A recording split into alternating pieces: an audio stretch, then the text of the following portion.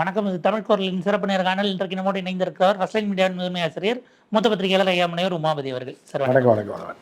இந்த படத்துல வரும்ல, நீ சென்னையில போய் ஊரே ஒன்று வரட்டும், அப்ப கபால் இந்த பொட்டியை திறந்து வர அதை கை கொடுக்குன்ற மாதிரி அந்த பின்னாடி தேவைப்படும், பின்னாடி கை கொடுக்கும். கூட்டணிக்கு வரவங்க. அதனால எடப்பாடியாருக்கு ஜெயில் தான். 2026 அவர் ஜெயிலுக்கு போகிறதுக்கு அதிக வாய்ப்பு இருக்குது. அமைதியாக இருந்துட்டாருன்னா நிம்மதியாக ஒரு ரிட்டைர்மெண்ட் வாழ்க்கையை வாழலாம். இல்லை ஆய்வு நான் தான் அதிமுக அப்படி இப்படின்னாருன்னா அவர் வாழ்க்கை பிஜேபிக்காரன் கையில் போய் சிக்கிடுச்சு. அதை சொல்லுவாங்க, கிளியை பிடிச்சி குரங்கு கையில் கட்டு. சில பிள்ளைங்கள்லாம் கல்யாணம் பண்ணி கொடுக்கும், அழகாக இருக்கும், படிச்சிருக்கும். எவனாவது ஒருத்தன் தெல்லவாரி கஞ்சா குடிக்கையாக இருப்பான், அவனுக்கு கட்டி வச்சுருவாங்க. கிளியை பிடிச்சி குரங்கு கையில் கொடுத்துட்டான்னு. அந்த மாதிரி அதிமுகங்கிற கிளியை கொடுத்து யார்கிட்டே கொடுத்துட்டாங்க. அது கிளி கத்துனாலும் சரி, இது பண்ணால் கூண்டில் போட்டு அடைச்சிடுவாங்க. அவ்வளோதான், ரக்கையெல்லாம் பிச்சு போட்டுருவாங்க. நம்ம குடிக்கிற நிலைமைக்கு போயிடக்கூடாது. இப்போ சார் 2 நாளைக்கு முன்னாடி கூட இந்த பக்கம் நிர்மலா சீதாராமன் அண்ணாமலைக்கு நடுவுலலாம் போய் உட்காந்துட்டார் சார். இது அது ஃபைனல் வரைக்கும் வச்சுருப்பாங்க. இப்போ நீங்கள் சில பேர் சொல்லலாம், ஏங்க நேற்று நல்லா தாங்க இருந்தார், இன்றைக்கி டப்புன்னு போயிட்டாருன்னா அது நேற்று இல்லை, ஒரு நொடிக்கு முன்னாடி வரைக்கும் நல்லா தான் இருந்திருப்பான் ஒரு மனுஷன். நைட்டு 11 மணி வரைக்கும் என் கூட தான் பேசிகிட்டு இருந்தாருன்னா படுத்தாரு போயிட்டாரு அப்படின்வாங்க. ஸோ இதெல்லாம் இயற்கை, இதெல்லாம் இறைவன் செயல், இயற்கை. எப்போ எது நடக்கும்னு சொல்ல முடியாது. அதே மாதிரி தான் நீங்கள் அவன் அந்த அம்மா கூட இருந்தான்னா அந்த அம்மா யார்? அந்த அம்மாவே வாடகைக்கு இருக்குது, அதே எம்பி கிடையாது. அவங்க தயவில் வாழ்ந்துட்டு. அண்ணாமலை எந்த பதவியிலையுமே கிடையாது. இவங்க நடுவில் ஒரு நின்னார்னா என்ன பண்ணுறது? உரலுக்கும் உலக்கைக்கு நடுவில் போய் ஒரு நின்னார். ஆனால் நம்ம கடந்த காலத்தில் செங்கோட்டையனை வர சொல்லிலாம் சந்திச்சாங்கலாம். அதை தான் செங்கோட்டையனை சந்தித்ததே நிர்மலா தான்.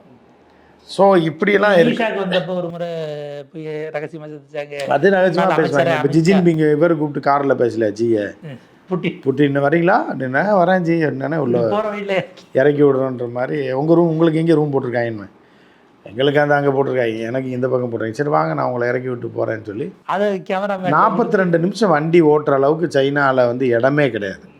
நீங்கள் ஒரு 500 ஒரு எப்படின்னா சீன ரோட்டில் எல்லாம் இன்றைக்கி 150 கிலோமீட்டரில் போனாங்கன்னா கூட 1 ஹவரில் போயிடுவாங்க. அப்போ 150 கிலோமீட்டர் தாண்டி ரூம் போட்டாங்க. அப்படி 40 நிமிஷம் எங்கே போனாங்க? இந்த தெருவாக அதே தெருவிலே சுற்றி வந்தாங்களா என்னன்னு தெரில. புட்டின் கூப்பிட்டு சொல்லியிருப்பார், நீங்கள் கவலைப்படாதீங்க, நீங்கள் என்ன நான் எவ்வளோ வேணுமோ கேளுங்க நான் தரேன், நீங்கள் பாட்டு ஃபில்ட்ரு பண்ணி விற்றுக்கிட்டே இருங்க, பார்த்துக்கலாம் விடுங்க அவங்கள அப்படின்ற மாதிரி சொல்லியிருப்பாப்புல. சரி பார்த்துங்க பாருங்கள், உங்கள்கிட்ட என்ன வாங்கின இதுக்கு ஜி சொல்லியிருப்பார், உங்கள்கிட்ட என்ன வாங்கின பாவத்துக்கு அவங்க போட்டு அடிச்சு அம்புக்க கவலைப்படாங்க இருங்க, நான் ஏதாவது ஸ்கீம் சொல்கிறேன், நீங்கள் அதை வச்சு வடையை சுட்டு அவங்க ஊரில் பொழைச்சிங்க, நான் இன்வெஸ்ட் பண்ணுறேன்ற மாதிரி ஒரு பிட்டை போடுறேன், நீங்கள் அங்கே வச்சு உங்கள் ஆட்களை வச்சு ஜியோட ராஜதந்திரம் அது இதுன்னு போட்டு நீங்கள் அமெரிக்கா ரஷ்யா உதவி செய்யுது அப்படின்னு. ரஷ்யா ஒரு புண்ணாக்கும் பிடுங்க முடியாது, புரியுதா உங்களுக்கு? நம்மளோட வருமானம் ஜிடிபியில் 6% இது அமெரிக்காவோட உள்ள பிஸ்னஸில் தான். இது ஐடி பிஸ்னஸ் மட்டும் துரத்தி விட்டான்னு வைங்க, ஒன்றும் இல்லை, கூகுளில் மட்டும் சுவிட்ச் ஆஃப் பண்ணி விட்டான்னு வைங்க, இந்தியா நாசமாயிடும். இவங்க டிக்டாக்கை பேன் பண்ண மாதிரி எதாவது பண்ணி விட்டாங்கன்னு ஒரு கூகுள் ஆஃப் பண்ணாலும் முடிஞ்சுங்க. நீங்கள் எதில் போய் சர்ச் இன்ஜினில் போய் வேலை பார்ப்பீங்க, எல்லா திட்டமும் முடங்கி போயிடும், எல்லா டிபார்ட்மெண்ட்டும் முடங்கி. அது அங்கே போய் ஜி ஃபோட்டோ எடுத்துக்கிட்ட மாதிரி எடப்பாடி நிர்மலாவோட இந்த பக்கம் ஃபோட்டோ எடுத்திருக்காருங்கிற இடத்துக்கு தான் நம்ம கன்க்ளூஷன் வர வேண்டியது. அப்படிதான் ஒன்றும் பண்ண முடியாது. ஏன்னா அவங்களே அனாமத்து. நிர்மலாவுக்கு எந்த பதவி இருக்குது, யார் கொடுத்தா, எந்த கட்சியில் ஆர்எஸ்எஸில் இருந்துச்சா, அது என்ன அனாமத்து பதவி பிடுங்கினாங்கன்னா கவுன்சிலராக கூட ஜெயிக்க முடியாது. அண்ணாமலை இப்போ தெருவில் விட்டாங்க பாருங்கள், கட்சிக்காக பாடுபட்டு ராப்பகலாக உழைச்சி கத்தி போராட்டம் பண்ணி சவுக்கால் அடித்து சாணியை சுமந்து பரோட்டா தோசை சுட்டு இவ்வளோ ஒரு ஆளை பதவியை பிடிங்கி விட்டு இன்றைக்கி வரைக்கும் ஒன்றுமே தெரில. அப்புறம் அவங்க நடுவில் எவர் நின்னார்னா என்ன ஆகும்?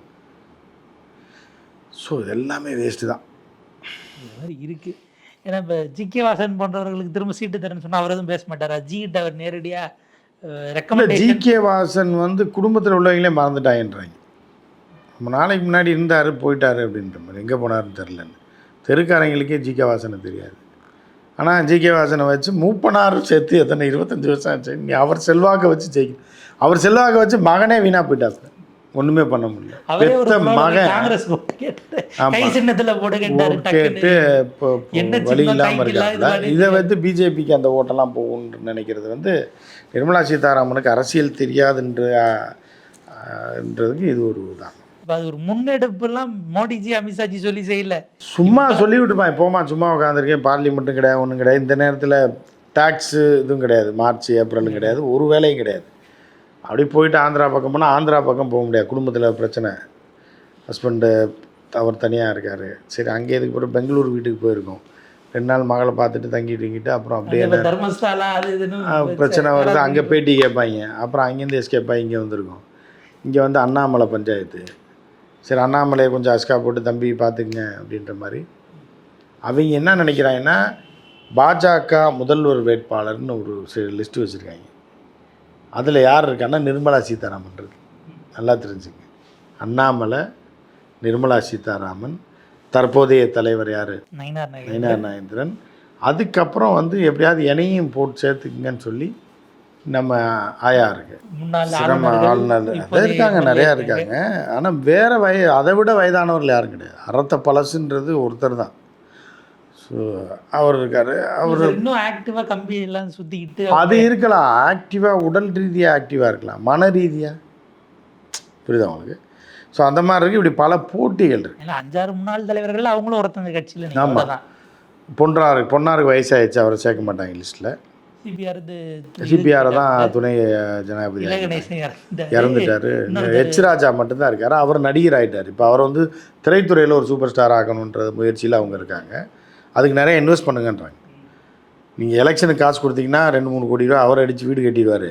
அந்த 2-3 கோடியை வச்சு 3 படம் எடுங்க 1 கோடி ரூபாவில். ஏன்னா ஹீரோயின் கிடையாது, ஹீரோயின் அவரே வேணான்ட்டாரான். ஏன்னா ஹீரோயினை போட்டால் ஆயாவும் அப்பதாவும் தான் போடணும், எவனும் பார்க்க மாட்டான். ஸோ அப்போ வந்து 1 கோடி ரூபாக்குள்ளே எடுங்க. அவருக்கு வேனெல்லாம் கொடுக்க வேணாம். எந்த இது இருக்குது, இந்த வேன் இருக்காங்களே கேரவன்லாம் வேண்டான்ட்டாங்க. அவர் தயிர் சாதம், மத்தியானம் லெமன் சாதம் ஒரு நாளைக்கு, இன்னொரு நாளைக்கு சாம்பார் சாதம், இன்னொரு நாளைக்கு பிரிஞ்சி சாதம். இது வந்து ஒரு நாளைக்கு மெனு கொடுத்தீங்கன்னா வச்சுட்டு முருகன் மலை, அவ்வளோதான். ஒரு 40 லட்ச ரூபாவில் முடிச்சிடும் எப்படம். ஸோ அப்படின்னு மலையில் இருக்க அப்படியே நடக்க விட்டு எடுத்துடலாம். கூட 4 ரவுடிகள் வச்சுருக்காங்க கட்சியிலே.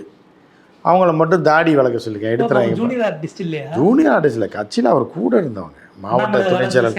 ஆமாம், 60 வயசு 70 வயசில் இருக்காங்களே. சும்மா காவி வேட்டி இதையும் கட்டி தாடியை வச்சு அவங்க தான் வந்து முருகனை மீட்கிறதுக்கு இவருக்கு படையில் இருக்கிறவங்க. அர்ஜுன் சம்பத் ஸ்பெஷல் இல்லை அது இப்போ இல்லை அவர் அர்ஜுன் சம்பத் வந்தாருன்னா பெர்ஃபார்மன்ஸில் அவர் அடிச்சிருவார். சிவாஜி காலத்தில் சொல்லுவாங்க, நாகேஷும் சிவாஜியும் ஒன்றா விட மாட்டாங்க. படம் வச்சுட்டானா பெர்ஃபார்மன்ஸ் பண்ணி சிவாஜி நாகேஷ் காலி பண்ணிடுவார். பாலையாவும் அதே மாதிரி. இந்த மாதிரி அவங்களுக்குள்ளேயே ஒரு போட்டி இருக்கும். அந்த சிவாஜி தான் டாப், அது வேறு. அந்த மாதிரி தான் எங்கள் அண்ணன் எச் ராஜா தான் டாப்பு. இருந்தாலும் அர்ஜுன் சம்பத் வந்து பெர்ஃபார்ம் பண்ணிட்டாருன்னு வைங்க படத்தில். நாளைக்கு ப்ரொடியூசர்லாம் அவர்கிட்ட போயிடுவாங்க. முருகனை மீட்க பழனி முருகன் அவர் மீட்கிறாருன்னா இப்போ மருதமலை முருகனை நீங்கள் மீட்டுருங்கன்னு இவரை கூப்பிட்டு போயிடுவாங்க. அது ஒரு படம் எடுப்பாங்க. எதுக்கு அது அப்படி தான் இருக்குது. இந்த போதிலும் வந்து தூக்குறாங்க செங்கோட்டையனை தூக்கி மேலே கொண்டு வருவாங்க. விரைவில் நடக்கும். இப்போ இதில் என்னென்னா ஓபிஎஸ் டிடிவி பண்ணுறவர்கள் திடீர்னு விஜயை ஆதரிக்கிற மாதிரி பேசுறதுங்கிறத அது ஒவ்வொரு நாள் ஒவ்வொரு மாதிரி பேசுவாங்க. ஒவ்வொரு நாள் நீங்கள் விஜய் ஆதரிப்பாங்க, நாளைக்கு ஜோசப் விஜய். பிரேமலதா தான் அதே இதில் தான் இருக்காங்க. நிர்மலா சீதாராமன் கூட்டத்துக்கு அனுப்பி சுதீஷை கும்பிட்டுட்டு வர சொல்லிட்டு அடுத்த நாள் எடப்பாடி முதுகுல குத்திட்டார். நான் அதை எதிர்பார்க்கவே இல்லை. எம்ஜிஆர் அதுக்கு தான் இப்போ எல்லாத்தையும் கரெக்ட் பண்ணுறது தான் எடப்பாடியை தூக்குறாங்க. செங்கோட்டையனை போட்டால் எல்லா பேரும் உள்ளே வந்துடுவாங்க. சசிகலா, தினகரன், ஓபிஎஸ், இந்த அம்மா பிரேமலதா எல்லாத்தையும் கூட்டுது. எல்லாம் எடப்பாடி பாஜக கூட்டணி சேர்ந்த பிறகு 3வது ஒரு கட்சி உள்ள வரவே இல்லை. அதான் ஏப்ரல்ல கூட்டணி போட்டாங்க. இப்போ செப்டம்பர் இப்போ மாற்றிட்டாங்கன்னா எல்லாம் உள்ளே வந்துடுவாங்க. அப்போ அவங்க இப்போ கணக்குக்கு எடப்பாடினால தான் யாருங்கிட்ட வரலன்னு சொல்லி எடப்பாடியை போட்ட பாவத்துக்கு கிருஷ்ணசாமியெல்லாம் கூட்டணி ஆட்சியில் பங்கு கேட்குற அளவுக்கு கேவலமான ஒரு நிலைமைக்கு போயிடுச்சு. அவரும் கூட்டணியில் சேர்ந்து ஒரு சீட்டு கொடுத்தாங்க சார் நாடாளுமன்ற தேர்தலில் போச்சு. ஏன்னா அவர் நொந்து போயிருப்பார். அதுக்கு என்ன செல்வாக்கு இருக்கு? அவரையும் ரெட்டையில தான் நிற்க வச்சாங்கன்னு நினைக்கிறேன் தென்காசியில். அவரையும் ஜான் பாண்டியன், அதாவது பிஜேபி ஜான் பாண்டியன் இருக்குச்சு. அவர் கிருஷ்ணசாமி இறக்கி காலி பண்ணி திமுக ஓட்டையும் பிரித்து திமுக ஜெயிச்சு ஒரு டாக்டர் ஜெயிச்சுட்டு வந்தாங்க அப்படிங்கிற மாதிரி. இதுதான் நிலை. அதனால் எடப்பாடியாரை தூக்கிட்டு புதுசாக ஆர்கனைஸ் பண்ணுவாங்க.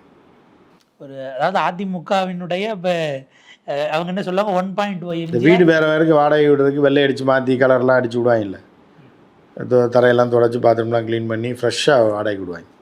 அப்புறம் அவங்க வந்து வேறு வேறு ஃபோட்டோவெல்லாம் மாட்டுவாங்க. இவங்க இந்த பக்கம் மாட்டியிருந்தானே அவன் அந்த பக்கம் மாட்டுவான். கிச்சனை இடம் மாற்றி வீடே ஒரு வேறு மாதிரி உள்ள இடிச்சு போகணும். அதுதான் இப்போ வரும். அதாவது அவங்க கிளைம் அதிமுக 1.2 எம்ஜிஆர், 2.0 ஜெயலலிதா, 3.0 எடப்பாடினா அப்போ 4.0க்கு ரெடி ஆகுதுன்னு நம்ம பார்க்க வேண்டியிருக்கு. 3.0 எடப்பாடியார்லாம் கிடையாது. எடப்பாடியார் ஓ மட்டும்தான்.